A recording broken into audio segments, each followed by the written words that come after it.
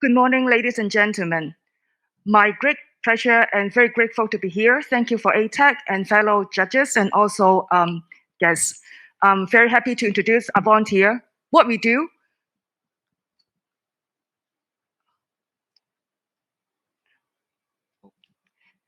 Seems like it's not. Okay. We produce a new kind of fish that is produced sustainably without the need to catching and slaughtering fish in a fully traceable and clean and controlled environment that is definitely free from any marine pollutants. Why we need to do that? We're now facing a situation whereby the world population is not sufficiently supported by the natural resources of the planet. The problem is traditional animal aquaculture is not very efficient. It is as low as 10 to 15%. When it comes to fish, the supply is not looking very well. The fishing is leading to a lower and lower harvest every year. Aquaculture as a solution is limited by the domesticated species as well as has its own set of environmental impact. Because of that, we have already exploited 90% of marine ecosystem. And however, on the demand side, it is actually growing. Asia consuming 60% of the global produce of seafood. China is double on the average, global average on per capita consumption. If we think about that, we do not know that actually greenhouse gas emission intensity, when it comes to fish, is very similar to pork. It also contribute a very decent contribution to the greenhouse gas emission. And for us as consumers, do we not from time to time worry about the fish that we eat, does it contain any of this? Because these are simply not even visible to our naked eyes. For businesses, they are constantly facing additional challenges posed by the climate changes. Therefore, cultivated meat is a huge opportunity, over 600 billion. We use that simple solution using cell line, feed them with the nutrient, provide a structure for it to grow on, put it in an environment that it is the same condition. And in about 2 months' time, we can produce a product. It has the opportunity of only having a fraction of the environmental impact as a conventional version. A lot of operations already putting money into this field. Avant is the first cultivated fish and the leading cultivated fish company in this space. We started in 2018, already launched multiple products like fish maw, fish fillet, and marine peptide. We are already awarded by the World Economic Forum as the Technology Pioneer. We now operate out of Hong Kong as well as Singapore. We have already achieved one of the major cost reduction, 90% as of last year. And for the remaining 10%, we are working on multi-pronged approach captured in our IP portfolio. We have also a John's lab in Singapore. Coming forward, we are working on the pipeline. Thank you. I think time's up for the pitch section, so I think you can continue the discussion with the VC okay, judges. Thank you. So judges, please go ahead. Why don't you go ahead and tell us about your production? Yeah, sure. Thank you so much. We are actually having a pilot plant to be up and running by the end of next year. So we will start producing our food and also developing 2 consumer brands, Avi and Cellulin. Avi for such as these, like fish burgers that we can find even in fast food shop and fast moving food services. Cellulin for functional protein, and we have multiple products already developed, just waiting to be starting producing. We supply it to food services as well as product development. And beyond that, we look to globally expand through partnership and technology licensing. Thank you very much for the question. So if I could, excuse me, start, just can you break down a little bit your target customer segments, your distribution, your channels, how you think about that product by product? Right, sure. So for the fish maw as well as the fish fillet, our initial market segment will be food services. For example, we received inquiry from Chinese restaurant in Hong Kong, very interested to incorporate fish maw in the recipe. For fish fillet, it can also be going to Western restaurant. And of course, beyond our first scale production, when we scale up, we can also develop that into consumer product that we can start selling in supermarket. For the peptide, it is actually an active ingredient that can incorporate it into skincare product. So we have already shipped out samples to some ingredient dealer and distributor. They can be supplied to skincare like cream and lotion product developer to develop new product line. So I would say that they will be, both B2B as well as B2B2C.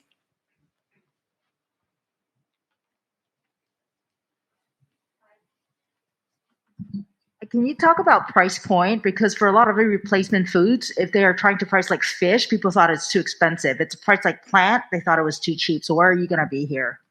Yeah, so very good question. So we're doing the cost reduction. At the moment, we operate about, for example, this filet burger, one piece of that is about $10 per kg in the direct material cost. Of course, it needs to further reduce. We're looking at around 2024 to reach the premium category of the wholesale price of the fish fillet. However, I would have to stress that price parity is not essential for the first revenue generation, because the technology is basically, the underlying technology is basically the same in terms of cost. That's why we have other more expensive conventional product in our offering, including fish maw and marine peptide. So our plan is to start selling these two categories of product, and then as our cost reduction reaching very close to the fish fillet conventional price, we will be also selling the fish fillet. So this is our plan for the price drop as well as how we go to commercialize.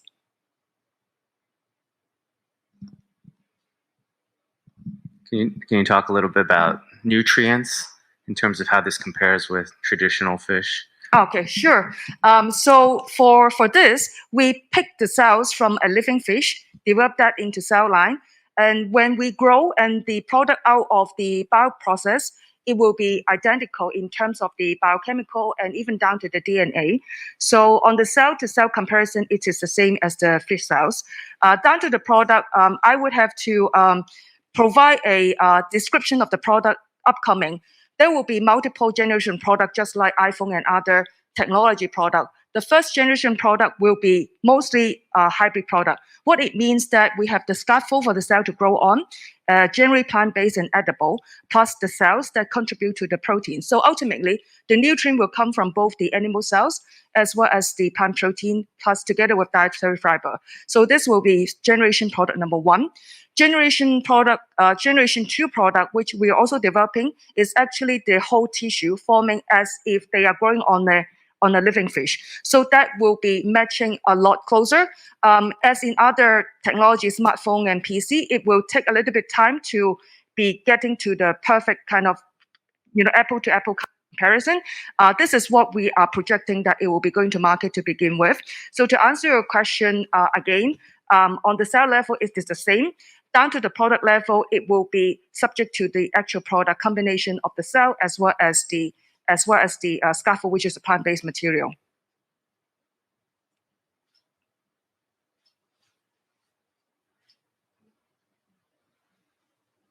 Hey, Carrie. I think we met maybe about a year ago. Yeah. At that time, I think you were still working on the fish maw. Yeah. It didn't seem like the mass production capabilities were there, right? Because obviously this is cell-based protein. A lot of it is in the lab. You guys were able to do, some cell cultures, but you weren't able to make full cell lines, nor were you able to get like an actual product. Can you update as to the overall progress of the product, and now that you're pushing out these two other lines, how realistic are these to be rolled out in the next 2 years, 3 years? Yeah, sure. So we did start with the fish maw because it's more premium product to begin with. In terms of price parity, it's easier to be working around the selling price. So that's why we started with that. I think, about more than a year ago, we were working on the cost reduction R&D. So for example, the fetal bovine serum that we have already replaced, which is contributing to 90% cost reduction. And we now have also multiple fish cell lines, including yellow quokka, grouper as well as red snapper. So in terms of product, we also develop in our portfolio as well. These are the other IP and technology that focus on the cost reduction. So I can share that, the first cost cut, which is 90%, is purely coming from the removal of the fetal bovine serum, which is the top key driver.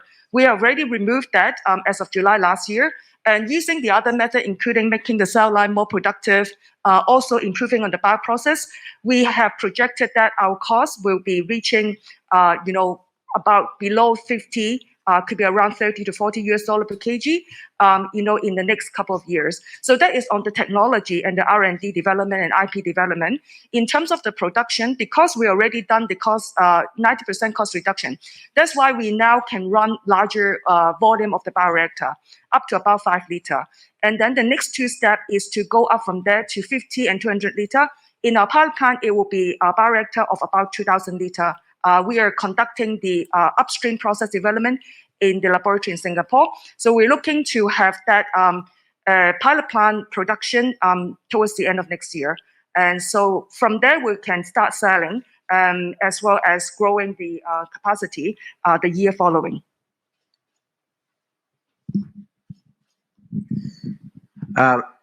This is not meant to be provocative, but it probably will be.